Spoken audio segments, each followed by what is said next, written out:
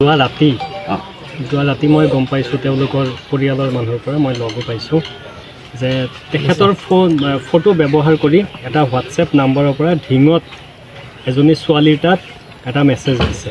তাৰ বেলেগ এটা নাম্বাৰৰ পৰা তাৰ নাম্বাৰটো চেণ্ড কৰিছে যে এইটো নাম্বাৰত মোক ফোন কৰক এইবুলি স্ক্ৰীনশ্বটো ঢিঙৰ পৰা দিছে। তো আমি তাৰপিছত নমস্কাৰ, মই পাঞ্চলটেন অসম নিউজলৈ আপোনালোকক পুনৰবাৰ স্বাগতম।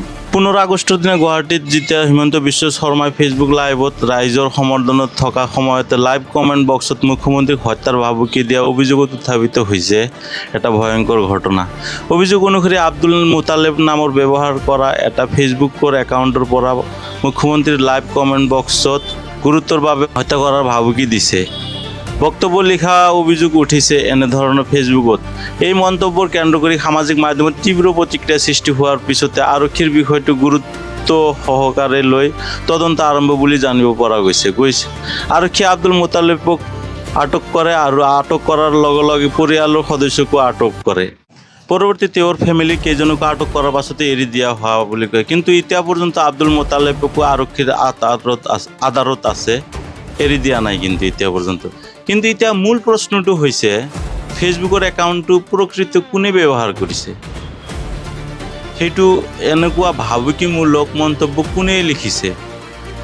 এই বিষয়টো আৰক্ষীৰ প্ৰযুক্তিগত তথ্য ফেচবুকৰ একাউণ্টটো ব্যৱহাৰ কৰা মন্তব্য উৎস অন্যান্য প্ৰমাণ ভিত্তি নিৰপেক্ষ তদন্ত কৰা উচিত।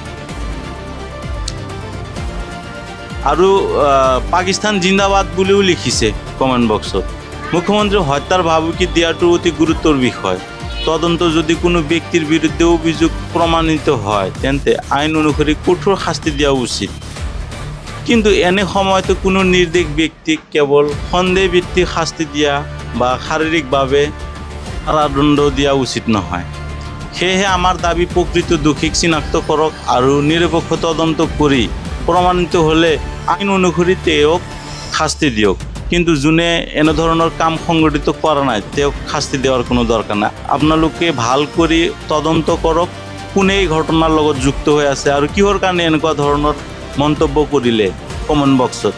ফেচবুক কমেণ্ট বক্সত আকৌ পাকিস্তান জিন্দাবাদো কৈছে, তাৰপিছত আকৌ কৈছে যে ভাৰতবৰ্ষ মুৰ্দাবাদ, এনেধৰণৰ মন্তব্যও কৰিছে। চাওক এতিয়া যোনে দোষী তাক শাস্তি দিয়ক। আৰু চাওক গাঁৱৰে ওচৰে পাছৰে মানুহবোৰ কি ক'লে আব্দুল মুতালেবৰ বিষয়ে। কিন্তু আব্দুল মুতালেব বোলে এনেধৰণৰ কাম কৰা নাই, এইটোলৈও কথা হৈছে। কিন্তু এতিয়া যদি কৰা নাই, যদি আপোনালোকে চাইবাৰ যোনে এনেধৰণৰ কাম হ'লেতো বিশেষকৈ চাইবাৰ অপৰাধ বুলি কোৱা হয়।